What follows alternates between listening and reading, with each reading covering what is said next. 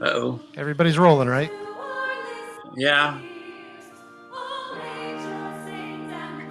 Oh, yeah.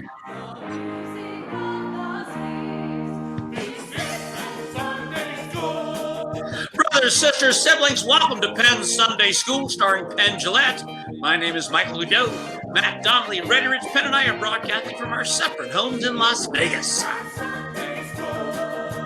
In this episode, Penn's going to give us a book report.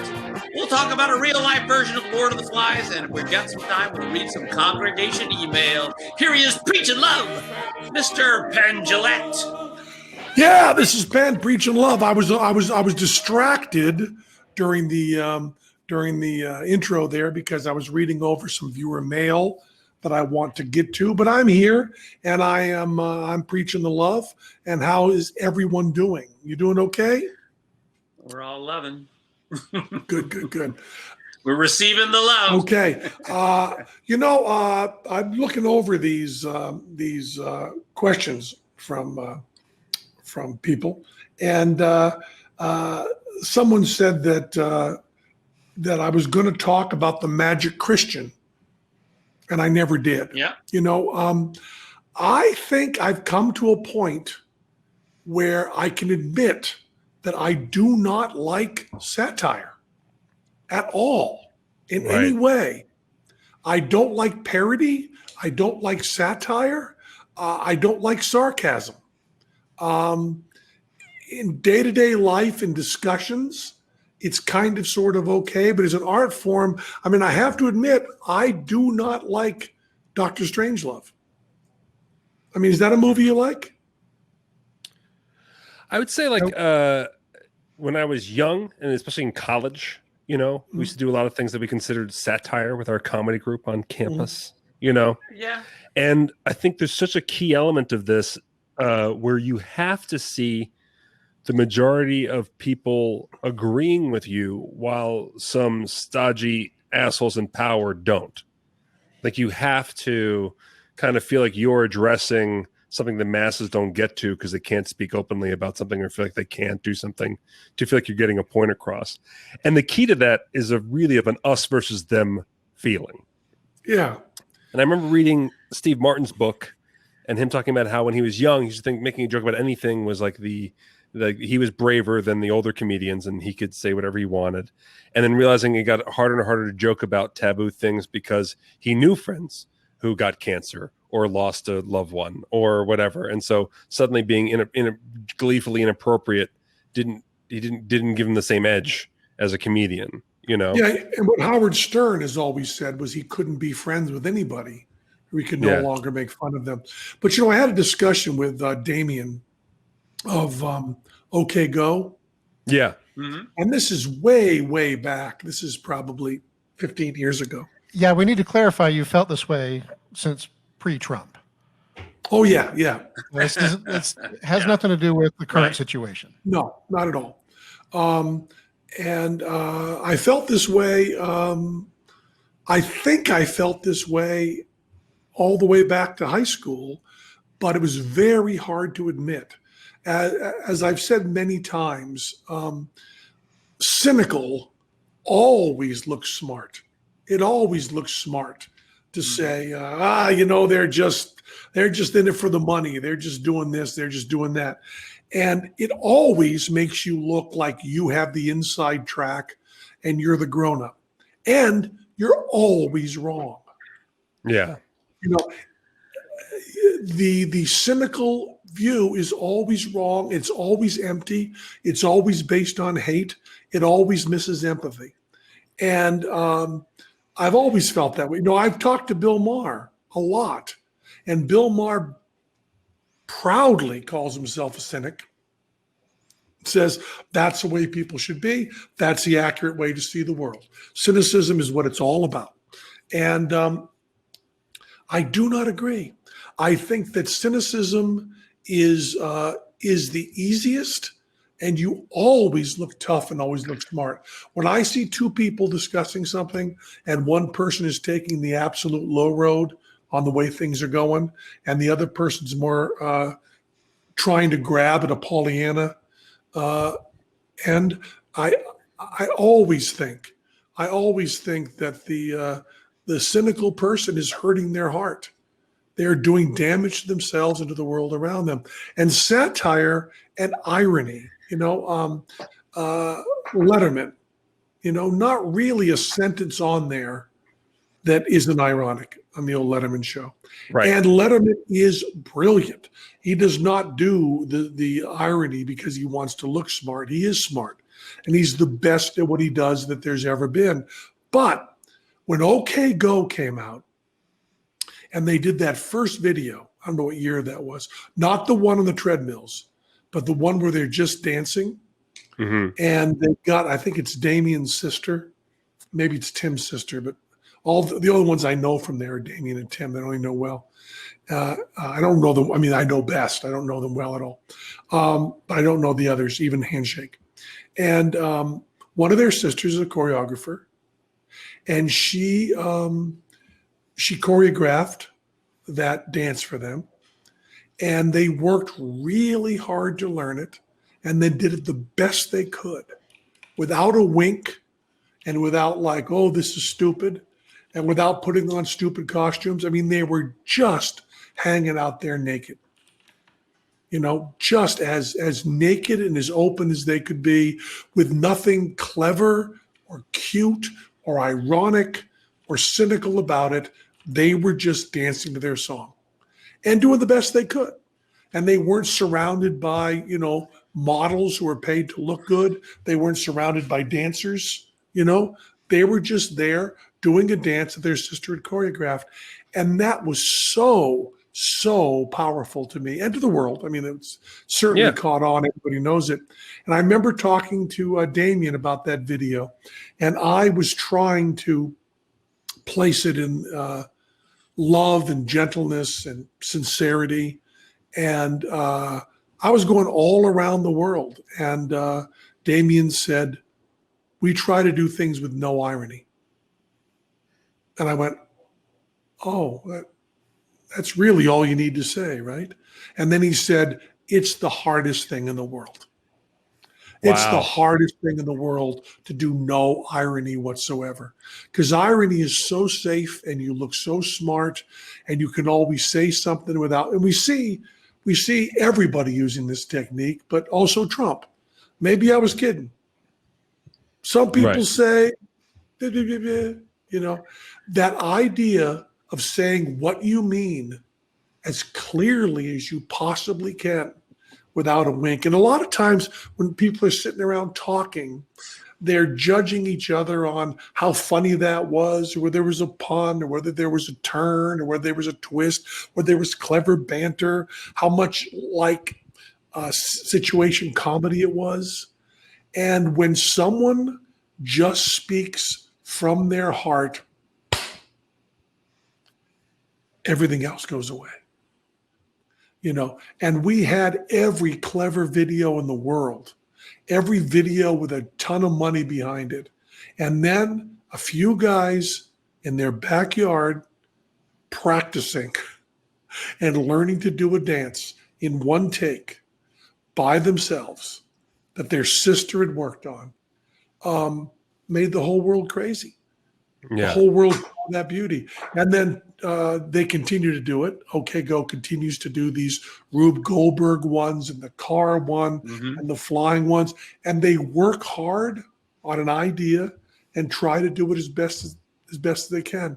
And when I look at the Penn and Teller stuff, every time we've tried to do something in character or sarcastically or satirically or ironically, it just doesn't feel right to us, and the audience doesn't want it from us.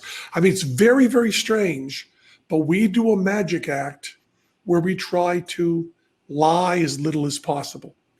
I remember there's a thing I do in the show called the Psychic Comedian. And the reason that's in the show is I was asked by my friend Mickey Lynn. He said to me, what's the worst pitch you ever did? What was the biggest failure you ever did? And I was talking to him at a coffee shop. This is 25 years ago. And I said, has to be the Psychic Comedian. I came out and tried to do this bit where I was making fun of psychics, and I was in character as a psychic, except my only power was being able to send and receive jokes.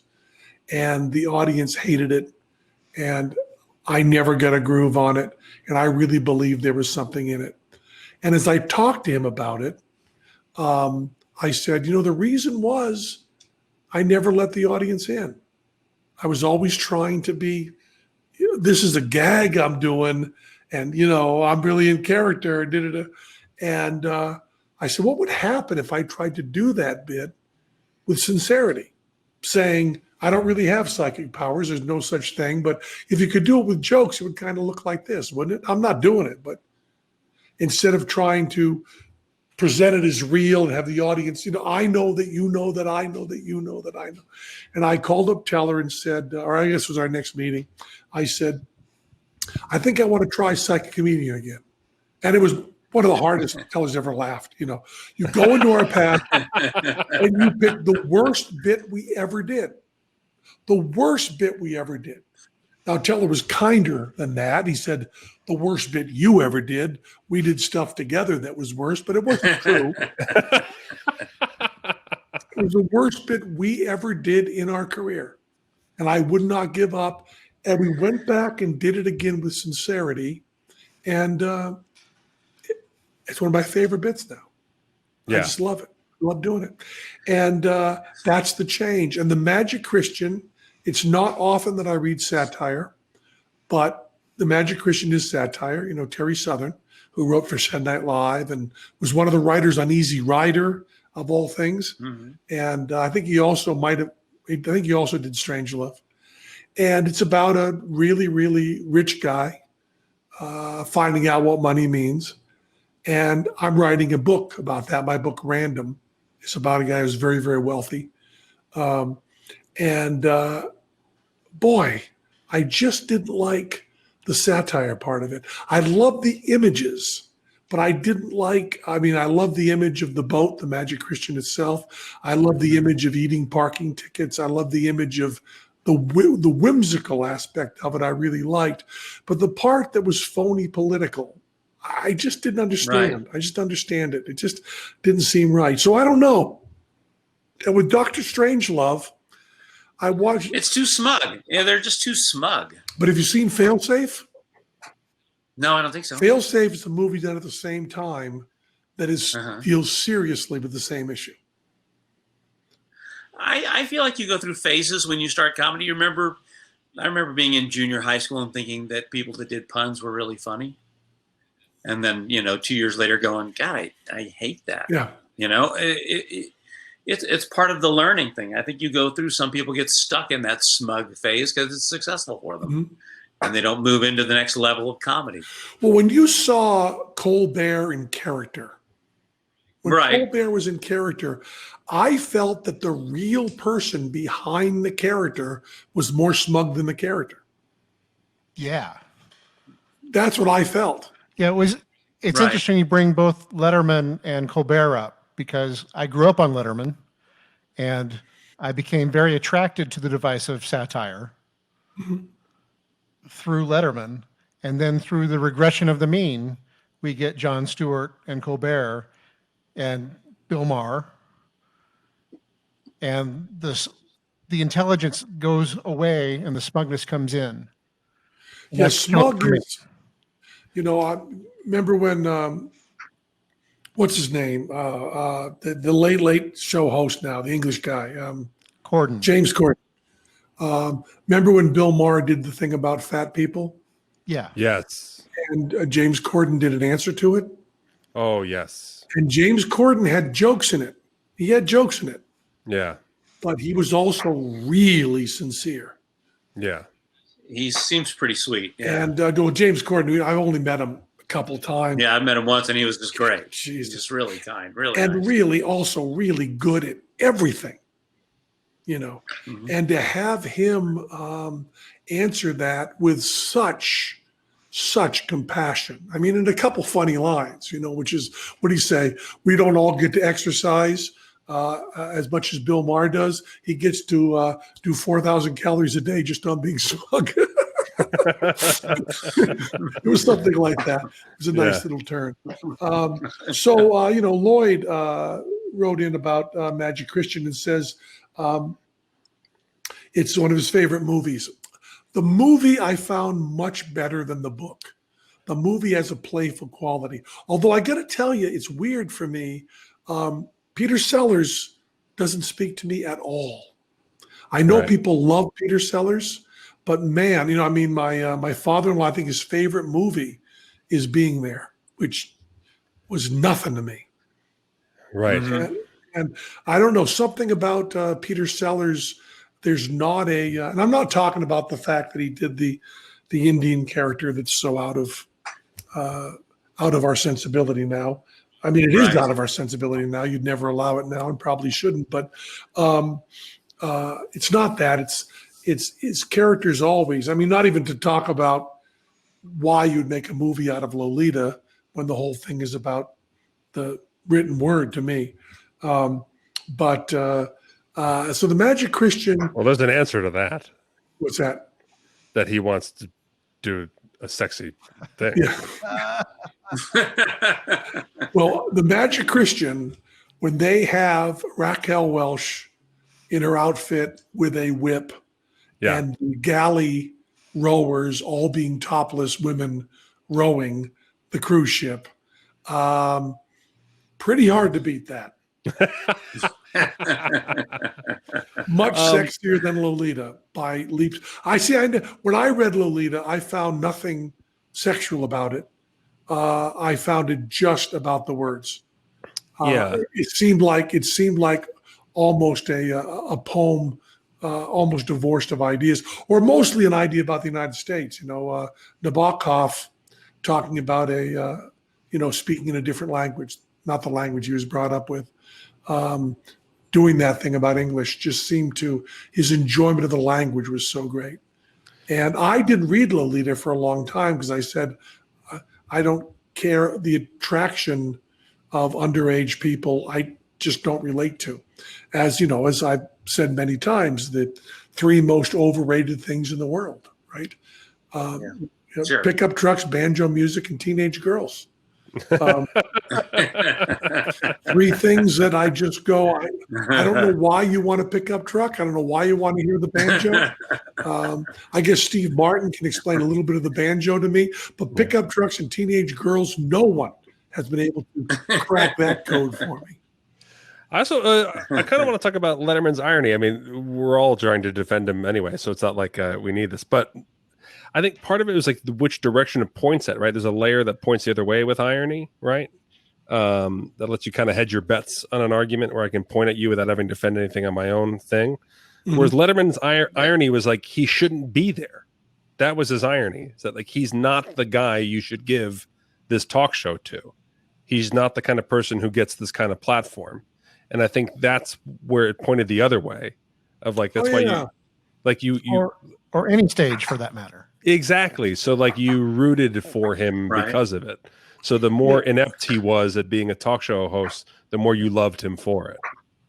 And of course, no one has ever been less inept. Right. Exactly. I mean, it turns out it was an act indeed. But have you seen the Indiana? Have you seen the Indiana-Ohio border thing on his meteorology chart? No. He's working for the Weather for NBC affiliate as a weather. This is back in the early before he made it, right? Right. Yeah. And the computer has failed to draw out the border between Indiana and Ohio correctly. And it's all he could talk about the entire segment. He's begging the newscast to fire him. The whole thing. So any stage at all, it's the same deal for him. Yeah. Doesn't belong anywhere. Yeah. So, guys, has your morning routine changed lately? Everybody still brushing their teeth? What's a morning? Yeah, exactly. I actually went through a thing where I like I said, I was trying to get my walks in and started to get hot, and I didn't want to be an excuse to not go out. And also I was feeling definitely in a rut, and so I started setting my alarm every morning an hour earlier than I was getting up, and I get up now an hour earlier and walk to get it, just to start the day doing something. I just needed to feel like I had a phase 2 to this. I needed to feel like there's that I went through phase 1 of my quarantine to phase 2. I have found that my morning routine is now absolutely sacrosanct. I mean, I floss and brush my teeth and do all that stuff exactly at the same time in the same order. And now we get everything delivered, and we also get our toothbrushes delivered, right? We do the Quip thing. Yeah. Mm-hmm. And getting Quip in the mail, it was great before quarantine. Now it's mandatory. Yeah. Yeah. I think actually on a larger scale, I should even to even speak to listeners of our podcast, and we get mail we don't get mail from the majority of our listeners. So I don't think people write in are speaking for the majority of listeners, but we get snotty mail about, especially some of our more are actually very pro-science opinions of how to handle this quarantine. We also are naturally on the conservative end of it because we know show business is coming back last. Yeah. Like we know that we're not coming back until they figured it all out. Mm-hmm. So that gives us a different vantage point looking at the economy and looking at the way things are going than the average person. We gave up long ago. Yes. Yeah. And I want to get around to this. Because I want to talk about Quip. Is what I'm trying to do. I'm an idiot. No, that's fine. That's fine. I'm going to get around to there. But you're getting your toothbrush delivered. I do.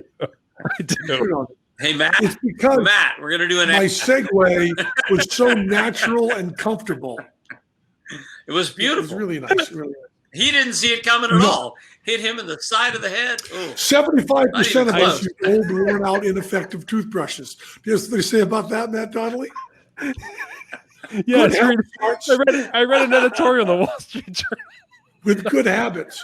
Quip makes it easy by delivering all the oral care essentials you need to brush and floss better. The Quip electric toothbrushes time sonic vibrations with 30-second pulses to guide a dentist-recommended 2-minute routine. And there's even a sized-down version for children. And you get your toothpaste, everything all comes to you. Over 3 million happy customers practice good oral care easily and affordably with Quip starting at $25. And that's what you're using, isn't it, Matt Donnelly? It is. Yeah. It is. That's what you're using, isn't it, Michael Godot? It definitely is, yes. If you go to getquip.com/Penn right now, you'll get a free refill free. Your first refill free. That's your first refill free at getquip.com/Penn. That's getquip.com/Penn. Spelled getquip.com/Penn. And I'll tell you, I love those vibrating sonic toothbrush stuff, and I love the timer. And of course the carrying case, which you don't have to use as a carrying case. Just stick it on your mirror. It's the greatest thing in the world. Brush your teeth right. Get in that groove. Brush your teeth right. You can do it with Quip. Yeah, I got to get worse at getting into the commercials. Just snuck it in. I thought you were like scanning your notes and you're like, your morning routine changed. I thought you were just looking for your next topic on your notes. So I was like, I'll just throw in this little notion to carry us over to the next topic. Well, I think they do. Okay, let's say this. Now I am looking at my notes. No more rat videos. Yeah. You are bumming. You are bumming Ready Rich. Stop it. I'm going to tie in with the cynical thing directly with this. It is so easy to say the world's going to hell in a handbasket and to talk about people. But I sent you this article from The Guardian about the real Lord of the Flies thing. Now, Lord of the Flies is something we all read and we say, yeah, that's how people are. You put teenage boys on an island together, it's going to get brutal. It's going to get cruel. It's the Stanford prison experiment. Boy, you say guard. And we know there's all sorts of trouble with that experiment. Didn't end up proving what they say it proved. For a second, I was thinking, how is he possibly going to tie cynicism to quip? And we actually got to run the experiment. Now, would someone who read the article more carefully than me tell the story? Sure. 6 kids in Nuku'alofa in Tonga were bored Which in is the town. place you've been to. I've been, yeah. Beautiful spot. Great spot. They were bored. There was nothing going on in town. They decided they wanted to set their lives free. They stole a boat. The 6 of them set out and brought themselves, a bag of coconuts and some water, but no navigation equipment, and none of them knew much about boats. And so they went out, and on the first night they fell asleep and got lost. And when they woke up the next day, they were adrift. And after a few days adrift, they came across an island. So these 6 boys, they land on this island, and it's they hop off the boat, and they're trapped there. It's 15 months before anyone comes to save them. 15 months. 15 months in 1965. And here's the thing. It wasn't Lord of the Flies. They were cooperative. They were kind. They worked hard to help each other. They set up routines for themselves to take care of their food and their water needs. Yeah, the water needs were really a big issue, right? They had to collect dew. Yeah, because they happened to be in kind of a drought period during this time on the island they were there. And there's not a lot of water on a lot of the islands anyway. They are, they're out in the middle of nowhere, and there's nowhere for lakes. Lakes don't really form, and so they were just trapped on this island. Luckily, people had lived on the island and had abandoned it years before, and so there were chickens and other stuff that was growing there that they were able to eat, and they managed to live for 15 months there. One of the kids even broke his leg. And with no medical knowledge, they took care of him. They put his leg back together. It healed perfectly. Carried him around? They carried him around. They let him be the king. And so we're going to do your work for you. So it's a pretty great story. Yeah. Also, like that, they said that, of course, there were fights. And they said the greatest solution to their fights wasn't creating some kind of hierarchy or punch or anything. They said, take time out. Yeah, remembered what timeouts work. They took timeouts when they were fighting. Yeah. Also, this story to me is written absolutely incorrectly. For a small amount of time, over 100 years before this, chickens were a food source to a tribe that left this island. And for 100 years, chickens ruled this island. And there was not a Saturday than the day that 6 kids washed up on the shore. For generations, that was a chicken-ruled island. Yes. We're just lucky chickens can't type. It would be an entirely different story. Very different story there. It's amazing because William Goldman, who wrote Lord of the Flies, right? Yeah. Yeah. He had really bad upbringing. Was it Goldman? Is it right? The movie script version, right? Not the book. Is that what you're talking about? I don't know. Yeah. William Golding. It's not the same guy. William Goldman is Princess Bride. Many movies. Goldman. Great writer. And Goldman. Goldman was the author. Golding is the one who wrote Lord of the Flies. And once again, in terms of cynicism, that's the argument you take, right? Sit around your dorm room and say, yeah, you put young boys on an island, they're going to rip each other apart and create kings and do all of this. And that is taken as a given. And that is not an experiment. That's one person's imagination. And you actually run the experiment, which I'm saying we only ran once, right? I mean, we only know of that one case. But it is more real than Lord of the Flies. I was just so thrilled to read that. So absolutely thrilled. How old were they again? Around 15, 16 years I think old. the youngest was 13. I think the youngest was 13. The oldest was 16. When I think about my son, I don't think he'd do as well. But that's not the point. No, I mean, also that the ship that saved them, they negotiated their return back to where they were from. The king said, "Can we Can we do That's anything great. for you? And he goes, yeah, what can you let me set up some lobster traps here? Can you let me kind of fish in here and set up my own little thing? And they, for that country to grant outsiders permission to set up any kind of fishing, and that thing was a big deal. But he hired the children as crew. He hired those kids. And the idea that those, because they wanted to get out of the island. and the idea that that this was not such a traumatizing experience that they never set foot on the ocean again, but went to go work on the ocean. Like I said that, I retold the story to my wife as I was reading it, and I said, and he hired the children as crew, and we just started crying at each other. I was like, what? I mean, that's it. Like the all of it, because it's not a book and it's not a movie because it's too perfect and it says too good of things about human beings that we just would kick it to the curb from an entertainment perspective. I'll tell you, if you wanted to put together a group of 6 people who could work well together, you wanted to do your retreat, put them on an island for 15 months. They come back happy. That's your crew. Oh, for sure. For sure. Yeah. You want to do your Mars experiment. That's the one to do. Put those people on the Supreme Court now. And even the tragedy of like in the article they referenced the Lord. Part of the story was. Go ahead. I'm sorry. It was just Matt. No, it's okay. Yeah, no. I'm here. So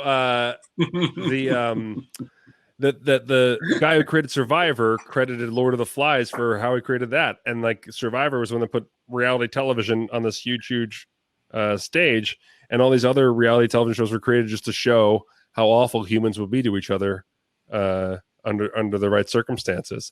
And it's just all of that's confirmation bias that we're horrible to each other when we're not. Yeah, and when I did Celebrity Apprentice, that's all they're trying to do is they're pushing it in that direction. Yeah. A lot of times it didn't work. I mean, Dee Snider and I weren't going to go at each other's throat. Right. Lisa and I got along fine, and it's really strange. They're really starting with the premise that people will treat each other terribly, which the world around you does not confirm that. No. Even better, these kids, they've been gone for 15 months. When they got back to the island, the guy whose boat they had stolen wanted to press charges. He said, throw those kids in jail. They had already had their funerals. Their families were known they were dead. They had the funerals and everything. Yeah. And this guy's, no. That we're going to press owner, charges and put him in jail. That boat owner loves Survivor. The guy he loves Survivor. He sold the story rights to TV in Australia and paid for the boat that the kids. The guy that wanted to put him in jail? Money. No, the guy who found them, this guy who saved them, brought them back, sold the story rights to Australia so that he could pay for the boat that they had stolen. These are the greatest people ever. Now, this happened in 65, and they were 15. Yeah. So they are in their 60s now. Yeah. They're our age, yeah. These kids are our age. Did the Guardian do a follow-up on them? No, it doesn't look like there were written did. records of the older captain and some of the other people involved from the press of that time, but they did not track down any of the children. Because it'd be nice to talk to them. Oh, yeah. If you want to give 6 guys to put together IKEA furniture, those are your guys. So if you have a contact, questionpen@gmail.com. I will go back to Nuku'alofa and talk to him if you want. You were on the island they were marooned on? Chicken Island? No. The in the town where they were from. Not the Chicken Island. I got a book for you. All right. This is a book report. I'm going to do more book reports, I think. Book report. A book called Big Brother by Lionel Shriver. Shriver, Shiver, Lionel Shriver, who wrote We Got to Talk About whatever that was with the serial killer child or the shooter child. I had not read anything else by her. She is an incredible writer at a granular level. And, the sentences, the word choices are perfect.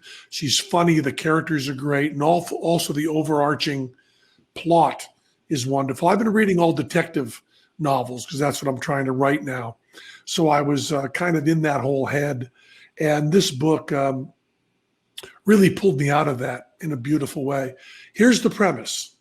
Woman in Iowa who grew up as the daughter of a TV star that was on a show like Family Affair, one of these, it was a divorced show where there were 3 children on the show, but she was the real child. Mm-hmm. And she had an older brother, still has an older brother. And she's been in Iowa with her husband and her 2 stepchildren.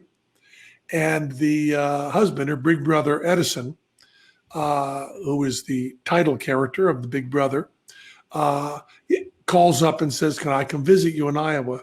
And she hasn't seen him in 2 years.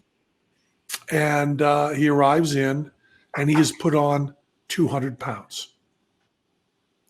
So this skinny, successful jazz pianist comes to stay with her, and he is too fat to sit in the chairs. And she has to pretend she doesn't notice. And she doesn't comment on him being fat. He arrives off the airplane in a wheelchair. And then she writes this incredible book. And I recommended it strongly to Ray Cronice, and to Dr. Michael Clapper, Clapper and Gregor. Clapper and Gregor, yeah. The diet he goes on, and this is the plot, is him losing 200 pounds. The diet he goes on is not physiologically as sound as they would like, but we're pretty much big fat raisins. Big skin and raisins, but, isn't that what you said last show? It's kind of like all these books we've read and all these people we've talked to, Ray, Clapper, and Gregor, are the prose version of this, and this is the poetry version of this. And I want to read a couple of highlights I pulled out of this book and see how much this rings true to you. Not irresistible tastiness, but the very failure of food to reward is what drives us to eat more of it. The most sumptuous experience of ingestion is in between, remembering the last bite and looking forward to the next one. The actual eating part almost doesn't happen. Yeah. That stings, all right? I'm just going to say that stings. Let me see. Every time. Who's going into an ad, Matt? Shut up. Every time I open the refrigerator, I feel like I'm staring into a library of self-help books with air conditioning. That's beautiful. This is also not on the subject of fat, but just to show how beautiful her writing is. I was of 2 minds on whether to encourage Tanner. Tanner is her stepson who wants to be a writer, about whether to encourage Tanner to follow his dream. Was a mother's role to preserve his hopes or to confront him with the practicalities of survival on a planet with 7 billion people who all wanted to be famous? Nice. Well, beautiful. Yeah. This pervasive craving to be recognized as special amounted to an abdication of power, an outsourcing of your core responsibilities. And then she says about the United States, this is pretty shocking. Like Cubism, Futurism, or Art Deco, giantism was becoming a recognizable style in which the bulk of the population is drafted.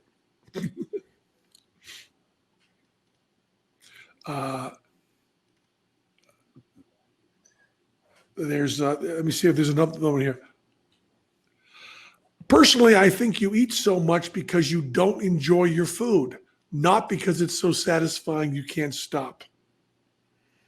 That part's definitely true. Yeah. Like with food court stuff, nothing tastes as good as it smells when you walk by a place. I wondered if that wasn't the answer to the mystery countrywide. It wasn't that eating was so great. It wasn't, but that nothing was great. Eating being merely okay still put it head and shoulders above everything else that was decidedly less than okay, in which case I was surrounded by millions of people incapable of deriving pleasure from anything whatsoever besides a jelly donut. Oof. That's heavy. Yeah. I never cheat. It's been quite a discovery that it's easier to be perfect than only a little bad. I'm starting to see the attraction of monasteries. It's less of a strain to be a full-fledged saint than to be a small fry sinner. And then she ends with her toward the end. She says, however, gnawing a deficiency, satiate. How do you say that? Satiate. No, but the Y version. Satiated. Satiety? Satiety? Satiety? Satiety. However, gnawing a deficiency. Fullness. What's that? Fullness. Yes. However, gnawing a deficiency. Chimera. Satiety is worse. So here is the thought. We are meant to be hungry. Also, she has her brother, the big brother of the title, is a jazz musician who plays up his successes and nobody cares. Like he talks about people he played with that no one heard of. And I was taken with how dead on the music stuff was. She appears to be speaking as though she knows nothing about jazz, but she writes a character who is obsessed with jazz and knows everything. And the first person narrator doesn't understand jazz, but her brother does, which is seems like an odd writing lesson to have the perfect, pitch perfect voice on the jazz musician. So I looked her up on the old Wikipedia. She's married to a professional jazz drummer in New York. She might have asked him a few questions about Train, Bird, and Monk. She might have asked him a thing or two. But it's well, we know he's unemployed, so that's what we know about him. So it's an amazing book because they go on a diet where in 1 year he loses 200 pounds. And that description is going to ring true with everybody who went through Cray Ray. And I'm really hesitant about recommending it to Cray Ray, Clapper, and Gregor because I know they're going to go crazy over the science and the technique and the discussion of protein. But I hope what I've read here will let you know that the poetry of it, the way she's right in the heart of a country where everybody's become fat and sick, is pretty powerful. And also I'm reacting because it was so wonderful to read a book that wasn't a detective mystery. You know, I've been watching with my mother-in-law. I watch all these detective shows on TV. You know, she's all Acorn and BBC, you know. Yeah. So, and they're really fun to watch with her. But I realize that all I'm thinking about is finding a body by the lake and then finding out who actually did it in a witty way. So this book being about the mysteries of the heart and the mysteries of humanity really spoke to me in a really beautiful way. And I'd also read, of course, the pandemic book by Gregor and the global warming book, the climate change book by Lawrence Krauss. And if you want your mellow harshed, those are the books to read. And this is also, I can't describe it as anything but brutal. I mean, when you also, I think I need to say this, the weight that they give of the fat guy is, I believe, the weight I was. Mm. Now I'm 6'7". He's depicted as whatever, 5'10". So there's a difference there, but he comes in at 387. And I believe I was close to that. I might not have been quite that, but I was within 20 pounds of that, certainly. Yeah. And so he has to get down to 167, 163 is his goal. That's his target weight for a year. It's pretty interesting in how it deals with fame, how it deals with being special, how it deals with success, how it deals with family. It's this is someone who can really think. And I'm going back to writing, the fourth draft of my detective novel. There you go. But I don't have them finding a body by the lake, so you're safe in that. There's no bodies of water. It takes place in the Mojave. Say the name of the book again for anybody. Big Brother by Lionel Shriver. Okay. Lionel Shriver Big Brother. She's a wicked famous writer. I mean, the fact that we don't know about her is just that we're stupid, because she's written like 15 books and they all win big awards. And the book's been turned into a movie with big stars in it, and it's all very heavy and beautiful. But this book I'd never heard about. Someone told me about it, and I read the damn thing, and I actually did something I've very rarely done, which is I went to bed, slept for 2 hours, woke up thinking about the book, went back and sat for 2 hours and finished it, then went back to bed. Oh, wow. So it's not only keeping you awake, it's making you wake up and finish reading it. Wow. But I think just these highlights that I pulled out will show you that she's a crazy, crazy good writer. Crazy good. And also for those of us, there's a lot of us that listen to the show that think about weight loss and fat and what that means and how we get into that situation. I'll also tell you that it helped me a lot. The description she has of eating slower and tasting your food and seeing what you really enjoy. Before she goes on this hardcore diet, she goes out for her last supper and she eats a piece of salmon. And the description is wonderful because she talks about how she doesn't just shovel it in like I'm eating salmon, but she actually chews each mouthful and thinks about it. And what's disappointing her, and when it's grainy and it's this and it's that. And boy, once you start tasting your food, eating less becomes easier. Yeah.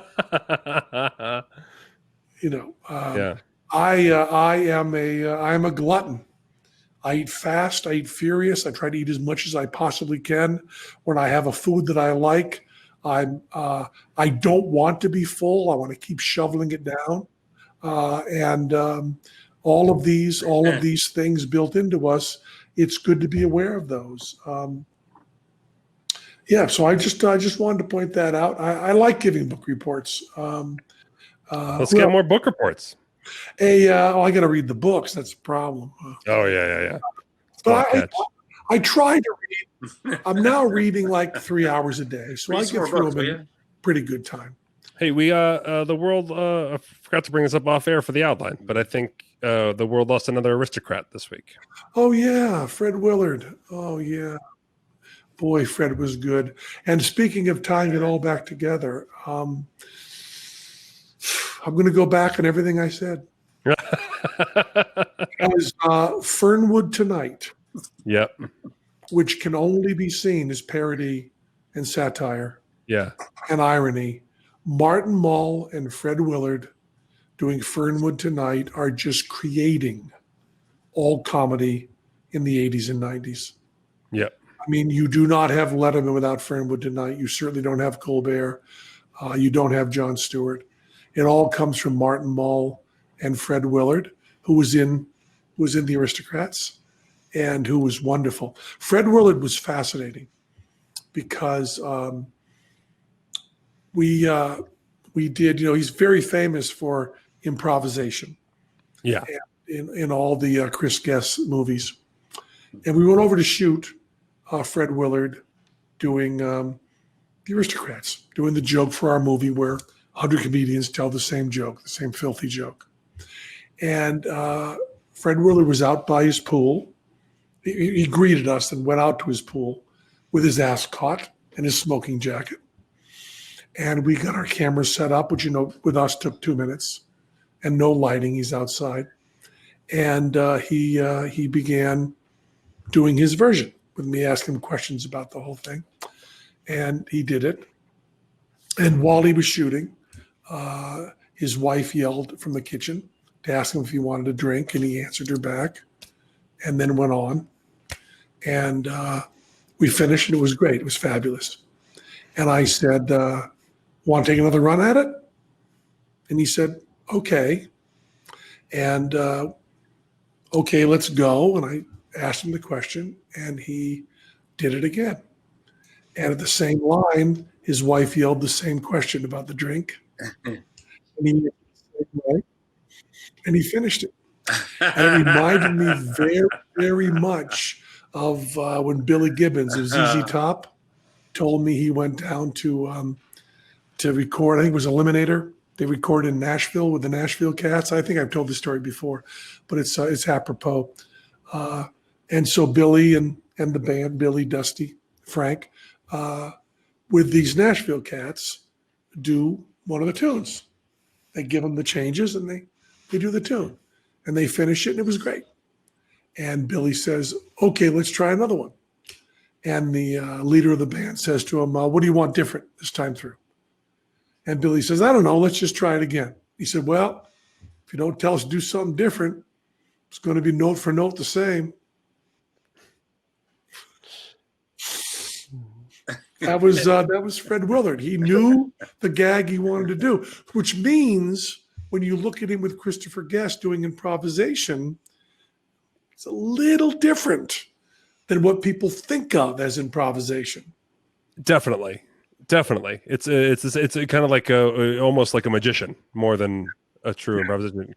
But the irony thing, though, he, from an acting perspective, from playing character perspective, he did not play irony. He never. No, I mean he.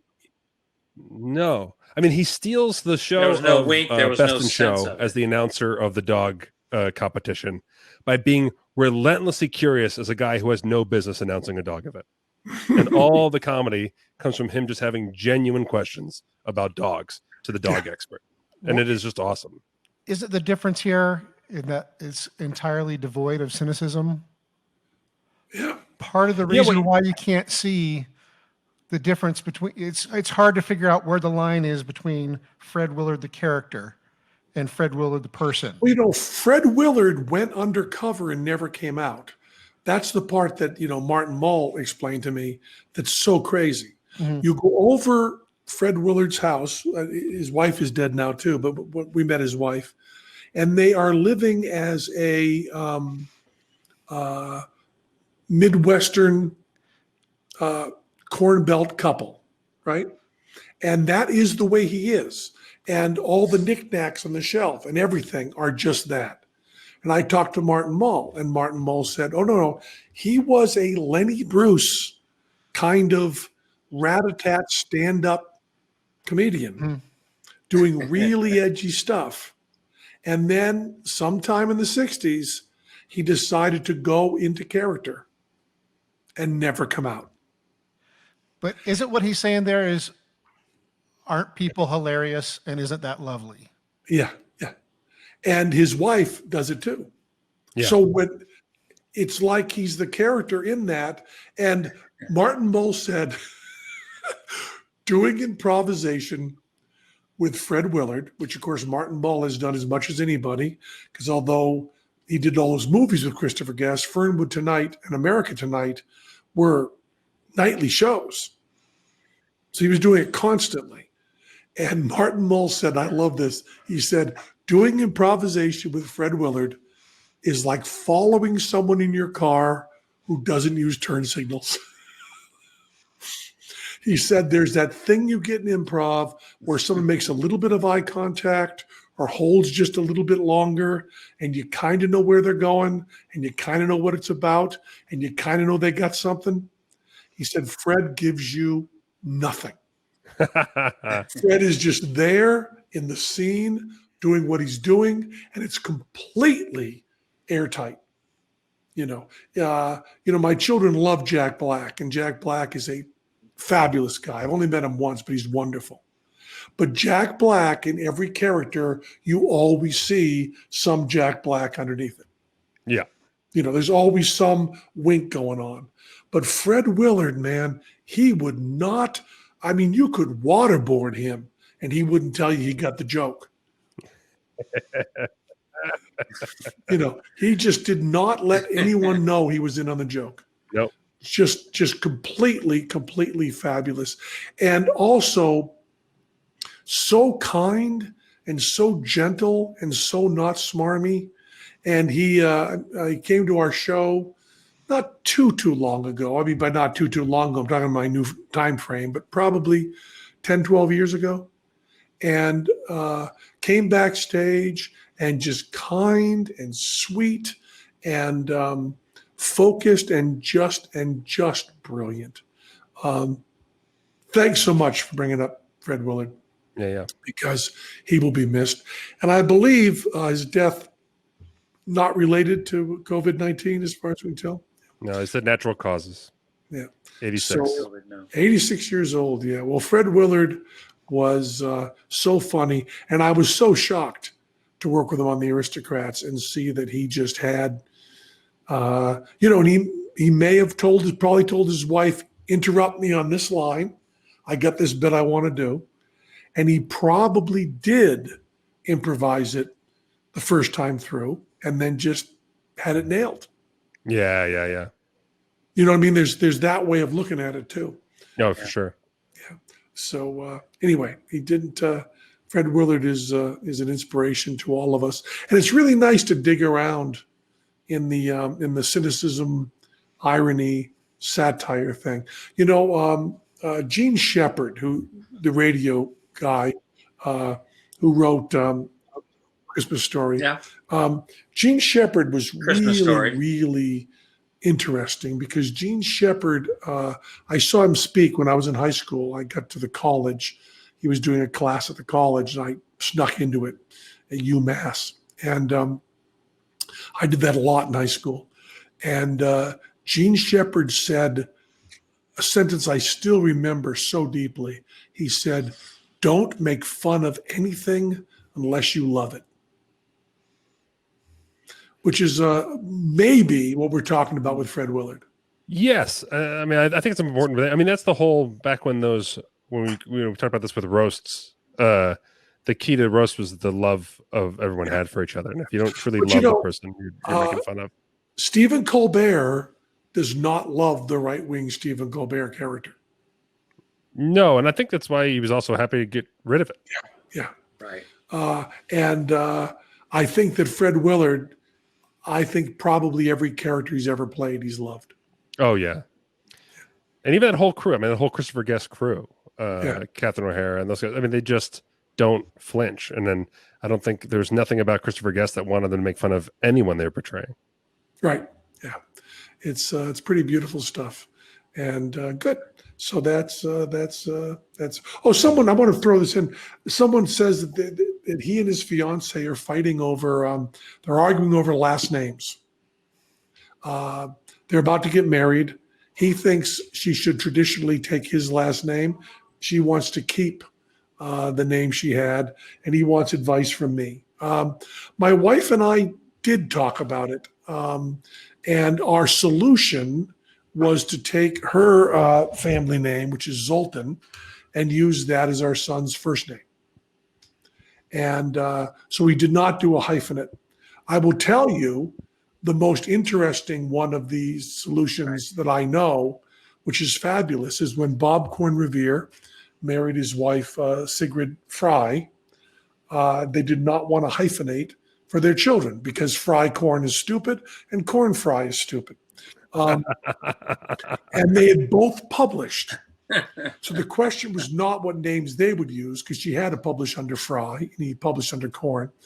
So they picked another name, Revere. They both hyphenated, the children don't.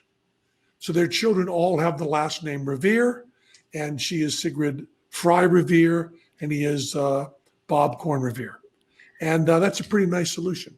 By the way, Bob Corn Revere is doing a thing Thursday morning on Zoom, which you can probably find. Like 10 o'clock in the morning, Bob Corn Revere on Zoom, some lawyers thing everybody's welcome to. They're going to be talking about censorship and comedy. Oh, interesting. And all sorts of stuff. And I told him that I wanted to come and be in on the Zoom audience. And he said, is it okay if we ask you a question? And I hope they don't, but I'm not going to say that because I really want to hear when Bob Corn Revere talks about censorship. I always learn a ton. So I wish I had information to tell you to watch it. But if you look Robert Corn Revere, a lawyer in DC, and what Zoom thing he's doing. Actually, I can find it. I'm going to find it and tell you this is important enough that I should do it. It's Thursday, May 21st at 1 p.m. Eastern, 10 p.m. Pacific. No Laughing Matter, Comedy, the Constitution, and Cancel Culture.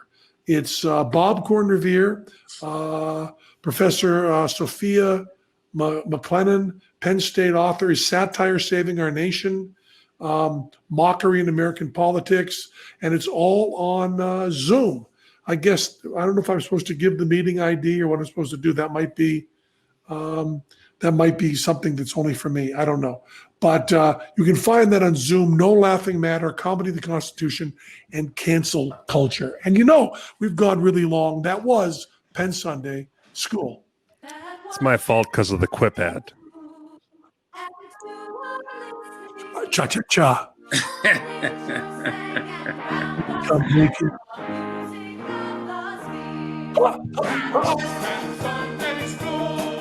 Yeah, the reason really was that we had given Fred Willard his proper respect.